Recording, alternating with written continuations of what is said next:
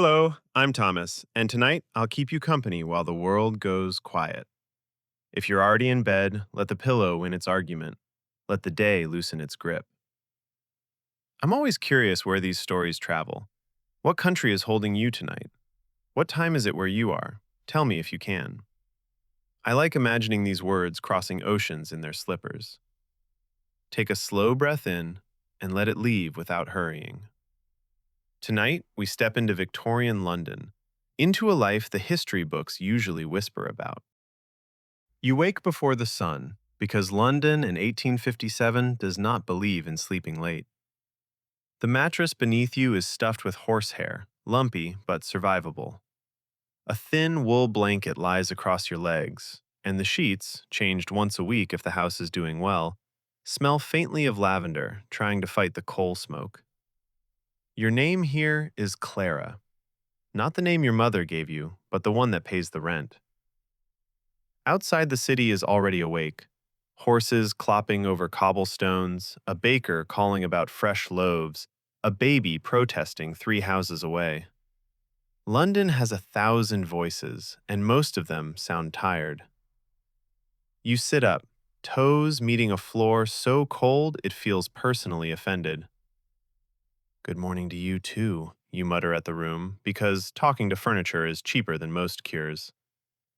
The wallpaper peels in one corner like it's trying to leave without notice. Across from you, Lily still sleeps, curls scattered over the pillow. She came from a factory in Manchester, half deaf from the looms. Here, at least, the nights roar a little softer. You weren't born for this life, but then again, no one ever is. Once you were a seamstress, 14 hours a day bent over fabric, eyes burning in bad light, fingers pricked raw.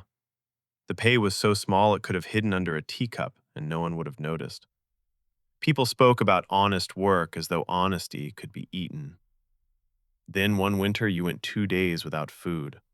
Hunger rearranges a person's morals like furniture dragged across a bare room. A friend named Jane brought you a meat pie, still warm in its paper. You remember the steam more clearly than you remember her face. There's a house off Haymarket, she said. Strict but fair, 2 meals a day, a real bed. You'd earn in one night what you earn in a week with those needles.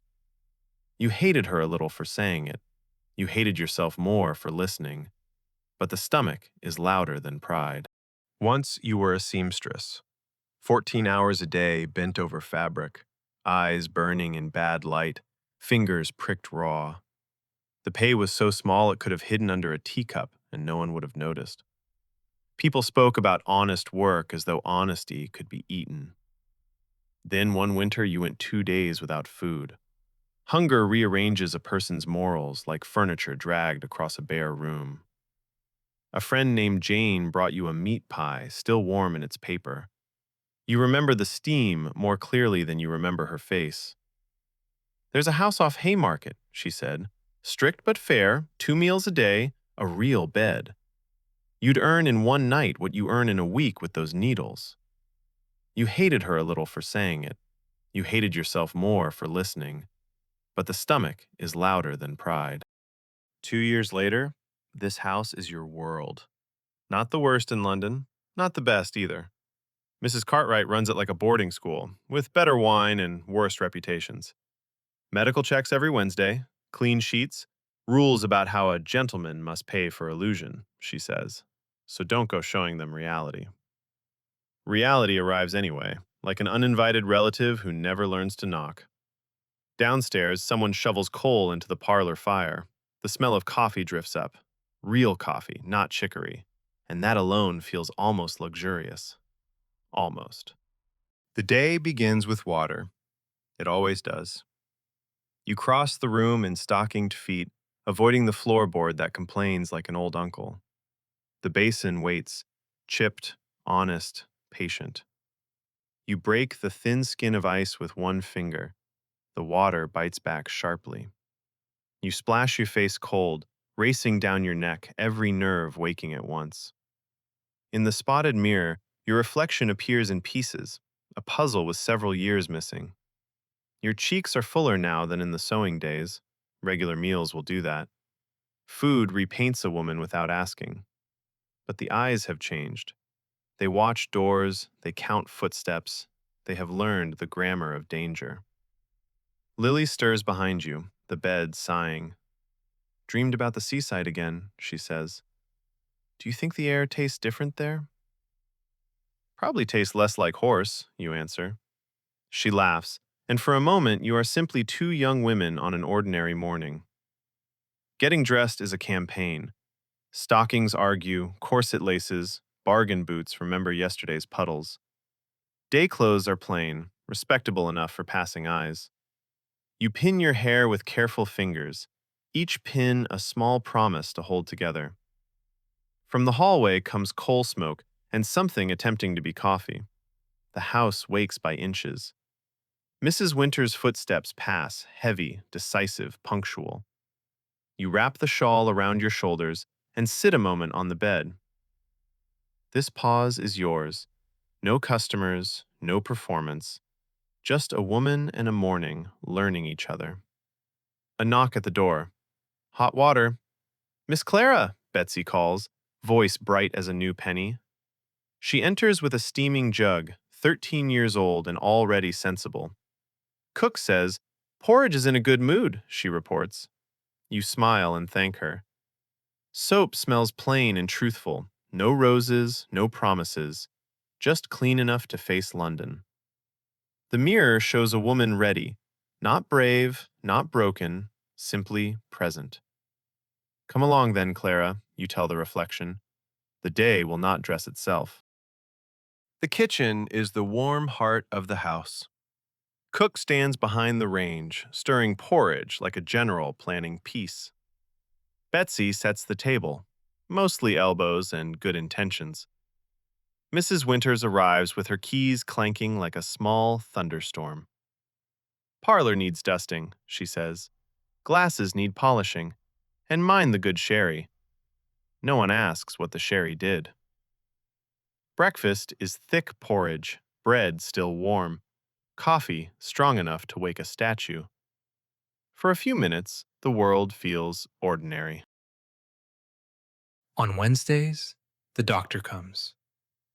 He arrives like the weather, unavoidable, carrying his black bag the way other men carry opinions. He smells of carbolic and tired patients, of corridors that echo and rooms where people wait to be told. Their bodies have opinions of their own. The house changes when he enters. Voices soften, even the floorboards behave. Examinations are quick, practical, without romance. The doctor speaks in small, careful sentences, as if words might bruise. No one speaks the names of diseases. They call them complaints, as if the body were merely being rude, as if a cough were bad manners, and pain, a stubborn guest refusing to leave. You wait your turn on the landing, counting the pattern in the wallpaper, pretending your heart is not rehearsing. Inside the room, the basin shines like a pale moon, towels folded with military neatness, windows open just enough to let dignity breathe. The doctor asks the same questions each week. Have you been sleeping? Have you been eating? Any dizziness? Any fever? Questions shaped like ordinary life. His hands are gentle, in the professional way, kind without becoming personal, like a man shaking hands with a storm he did not invite. Mrs. Cartwright sits near the door, posture straight as a ruler, watching the scene the way a captain watches the sea. She writes in her locked book, the little diary of survival, names and dates and careful marks, a map of bodies trying to remain their own. The pen scratches softly, like a mouse learning to spell. Outside in the hall, a girl coughs, then pretends she did not. The doctor listens with the silver trumpet of his stethoscope, a cold circle against warm skin, the sound of your heart traveling up a thin black tube, reporting for duty. He checks hands and eyes, the color of the tongue, the honest geography of breath. All of it done quickly, as if speed were a form of mercy. You watch his face for weather, for any cloud that might mean tomorrow will be smaller than today. At the table, the bottle of disinfectant waits, sharp as a schoolteacher, reminding everyone that the century has teeth. Some girls fear the doctor, some trust him, most do both at once. He has seen too much to be cruel and too little to be a savior. When he finishes, he washes his hands, water running like a small, honest river, carrying away what the day has whispered. Healthy as a church bell, he says of you. You nod, pretending bells never crack, pretending iron does not tire, pretending tomorrow is already promised. Mrs. Cartwright closes the book, key turning like a secret swallowing itself. Next, she calls, and the line on the landing moves forward, each woman stepping into the small, bright room to be counted among the possible. The doctor gathers his bag the way a gardener gathers tools, after walking carefully through fragile ground. By noon, he is gone again, leaving behind the smell of carbolic and the fragile relief of another week granted. The house exhales, corset laces loosen, voices return to their ordinary size. Until next Wednesday, when the knock will come again, polite as rain, inevitable as time. History calls women like Clara fallen. The house calls them working. Cleanliness here is armor, basins hauled upstairs, sheets boiled, thin vinegar for floors, and courage. The house smells of three things. No perfume defeats: coal smoke, damp wool, human worry. Customers arrive after noon. Businessmen who want to talk about stamp collections. Nervous boys who apologize more than they breathe. Widowers who speak about their dogs like confessions. Some are kind, some forgettable. A few make you consider sheep farming. You learn to read footsteps. Quick and light means nerves. Heavy and uneven means drink. Silence is the worst sound. There are small humiliations. Men who complain about prices like potatoes.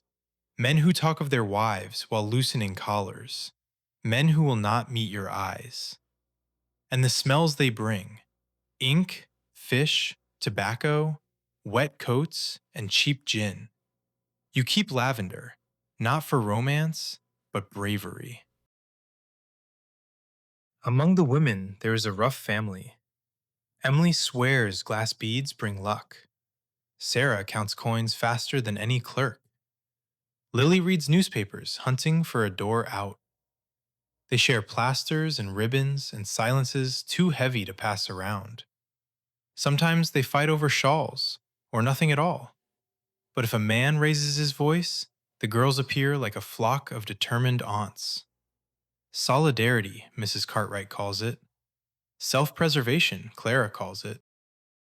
The parlor is dusted, glasses polished until they squeak. Mr. Phillips arrives to discuss stamps. Mr. Reed explains railways will reach the moon. Between visitors, the girls drink tea and practice small rebellions. Outside, the city rattles like a tired drum. Gas lamps glow like warm honey. Silk replaces cotton. Perfume battles London air. Mrs. Cartwright inspects everyone. Smile with the eyes, girls.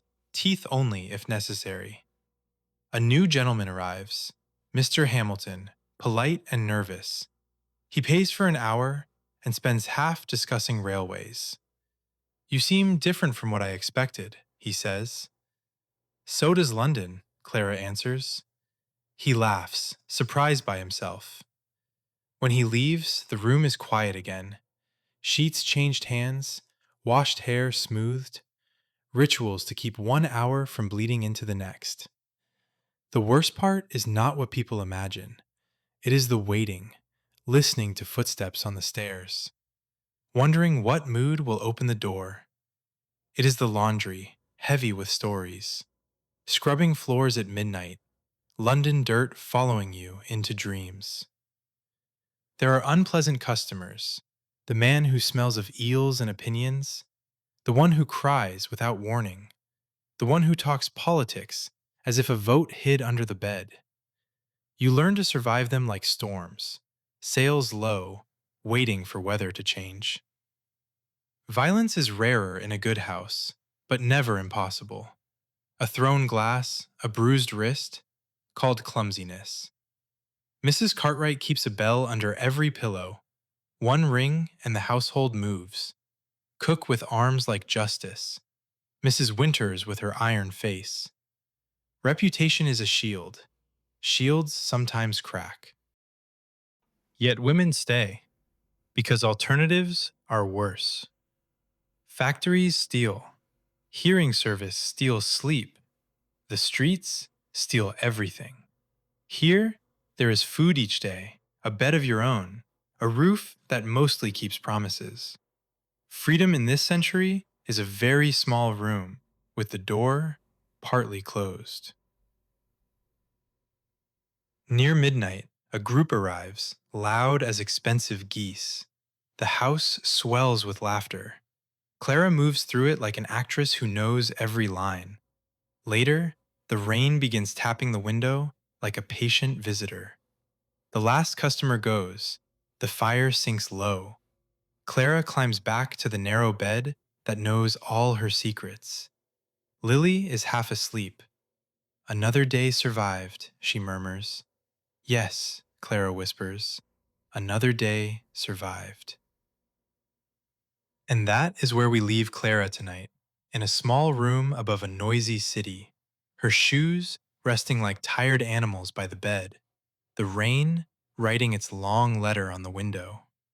I like to imagine her breathing slowing, the way yours might be slowing now. Two different centuries learning the same lesson, that rest is a kind of courage. Thank you for sitting with me through her day, for walking those cobbled streets in your socks, for listening to a life history usually forgets to name. These stories only live because you meet me here, in kitchens after midnight, on buses with fogged windows, in bedrooms where the light is already half asleep. We've become a little traveling neighborhood, haven't we? People who don't know each other yet meet in the same quiet hour, carrying cups of tea and heavy thoughts. If you feel like it, tell me where you were tonight. What country held your pillow? What time the clock was keeping you company? I read every message. They feel like postcards slipped under the door. Next week, we'll visit Clara again, see what winter does to Haymarket, and whether Lily ever tastes that seaside air. I hope you'll come with me. For now, let the story loosen its coat. Let your breathing find the slow road home. You don't need to solve anything tonight. Not the century, not the city, not even tomorrow. Just be here, in this warm, ordinary moment. I'm Thomas, and I'm glad you listened. Sleep gently. I'll keep the last light on.